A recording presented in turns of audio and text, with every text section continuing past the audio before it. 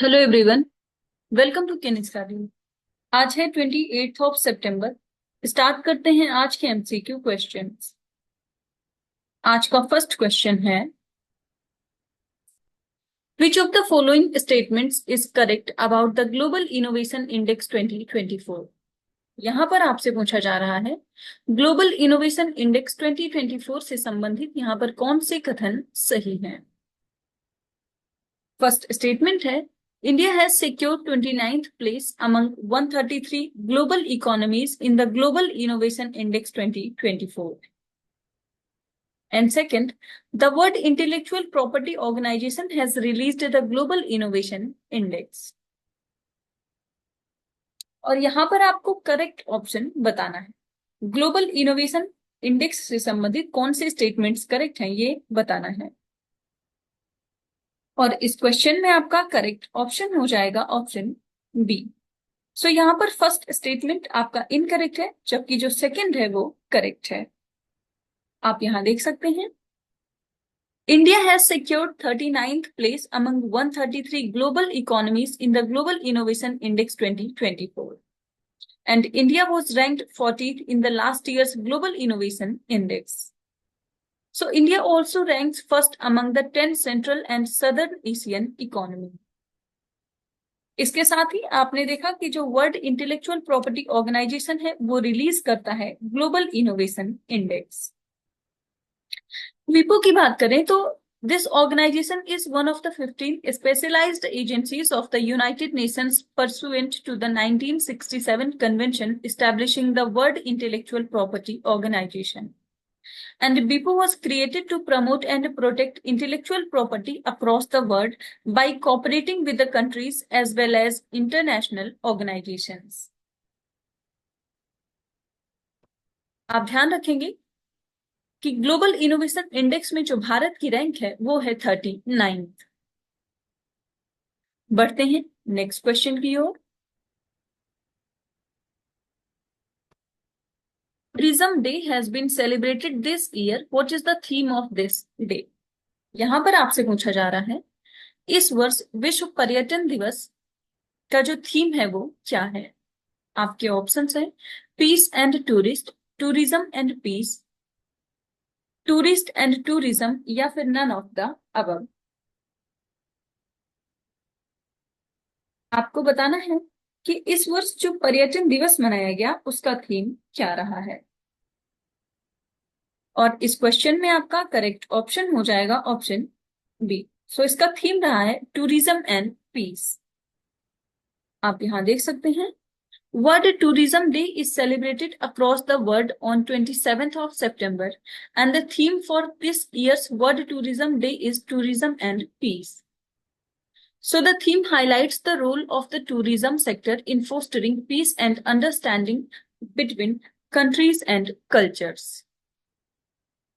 So Georgia is hosting World Tourism Day this year, and since 1980, the United Nations World Tourism Organization has celebrated World Tourism Day as international observance on 27th of September. And this date was chosen as on that day in 1970, the status of the United Nations World Tourism Organization were adopted. आप ध्यान रखेंगे कि world tourism day हम celebrate करते हैं 27th of सितंबर को, और इस वर्ष की थीम है टूरिज्म एंड पीस। बढ़ते हैं नेक्स्ट क्वेश्चन की ओर।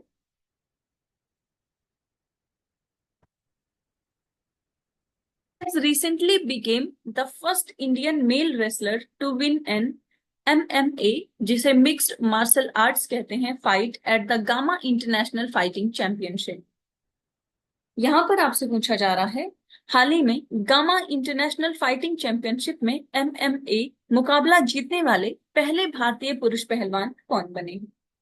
आपके ऑप्शंस हैं, सुशील कुमार, बजरंग पूनिया, अमन शेरावत, या फिर संग्राम सिंह। और इस क्वेश्चन में आपका करेक्ट ऑप्शन हो जाएगा ऑप्शन डी। सो ये जीता है संग्राम सिंह ने। आप देख सकते हैं, इंडियन रेसलर संग्राम Singh became the first Indian male wrestler to win an MMA fight at the gamma international fighting championship, जिसका आयोजन किया गया है तिबिलिसी, जॉर्जिया में. So he won in a 90-second match against the Pakistani opponent Ali Raja Nasir, and Sangram also registered the fastest win ever by an Indian fighter in the 93 kg division in the championship. बढ़ते हैं next question की ओर. Pact for the Future, recently seen in the news, was adopted by which organization? यहां पर आपसे पूछा जा रहा है हाल ही में खबरों में रहा पैक्ट फॉर द फ्यूचर किस संगठन द्वारा अपनाया गया है? आपके ऑप्शंस हैं United Nations General Assembly, World Trade Organisation, International Labour Organisation या फिर वर्ल्ड बैंक. और इस क्वेश्चन में आपका करेक्ट ऑप्शन हो जाएगा option A. So pact for the future, ये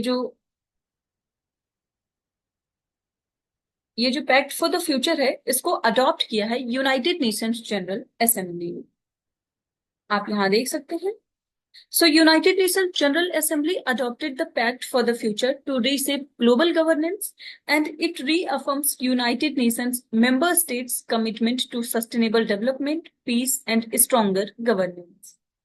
So it emphasizes building peaceful, inclusive societies and addressing conflict root causes. The pact highlights the role of science, technology, and innovation in advancing United Nations goals, and it prioritizes youth inclusion in decision-making at national and global level. So the pact calls for stronger partnerships with civil society, the private sector, and local authorities. तो आप ध्यान रखेंगे जो pact for the future है ये संबंधित है global governance से, और इसको अडॉप्ट किया है यूनाइटेड नेशंस जनरल असेंबली. आप यहां देख सकते हैं. Recently, which community became the sixth PVTG to get habitat rights over forest in Odisha? यहां पर आपसे पूछा जा रहा है हाल ही में कौन सा समुदाय ओडिशा में वनों पर आवास अधिकार पाने वाला छठा पीवीटीजी बन गया है? आपके ऑप्शंस हैं गदाबा कम्युनिटी, सोरा कम्युनिटी, भूमिया कम्युनिटी या फिर मनकीडिया कम्युनिटी.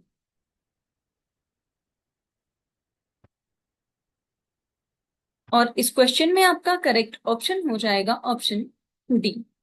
सो जो मनकीडिया कम्युनिटी है ओडिशा की, ये सिक्स्थ पीवीटीजी हो गई है जिसको राइट मिला है ओवर फॉरेस्ट.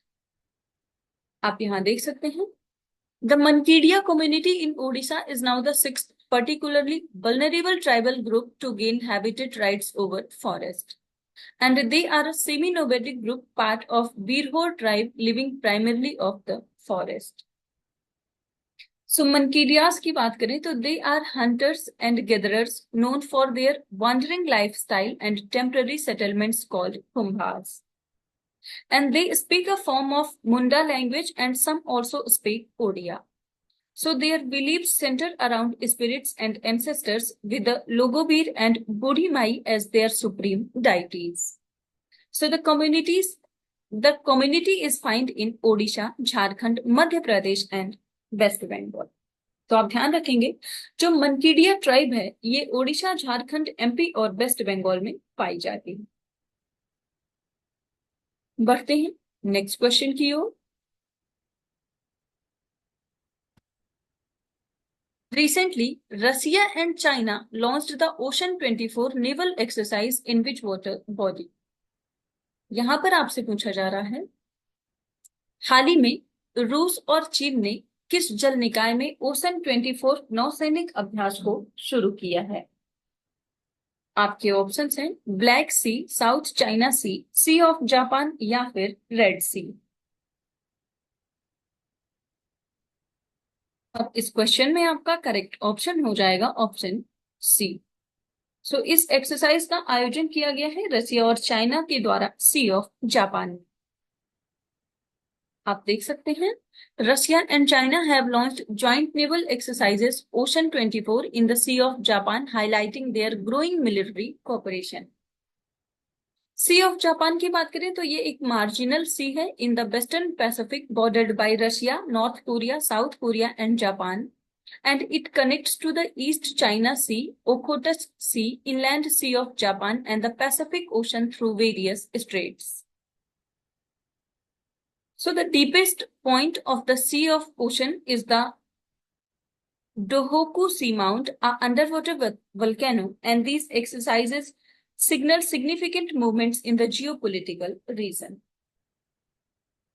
तो आप ध्यान रखेंगे जो सी ऑफ जापान है उससे जो बॉर्डरिंग कंट्रीज हैं वो हैं Russia, North Korea, South Korea और जापान। बढ़ते हैं नेक्स्ट क्वेश्चन की ओर। Where did the 7th edition of the Global Aerospace Summit took place? यहां पर आपसे पूछा जा रहा है ग्लोबल एरोस्पेस शिखर सम्मेलन का 7वां संस्करण कहां पर आयोजित हुआ है। आपके ऑप्शंस हैं दुबई, दोहा, अबू धाबी या फिर रियाद।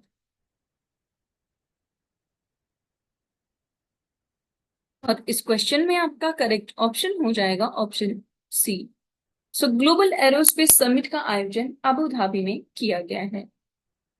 आप देख सकते हैं the 7th edition of the Global Aerospace Summit has begun in Abu Dhabi, taking place from 25th and 26th of September at the St. Regis Shadiat Island Resort. So this premier forum gathers industry leaders, government officials and academics to focus on sustainability, youth engagement and innovation in aerospace, space and defense sectors. So the key themes include advancements in aerospace technology, policy and investment, particularly on emerging technologies like artificial intelligence, electric propulsion and hydrogen-powered aircraft.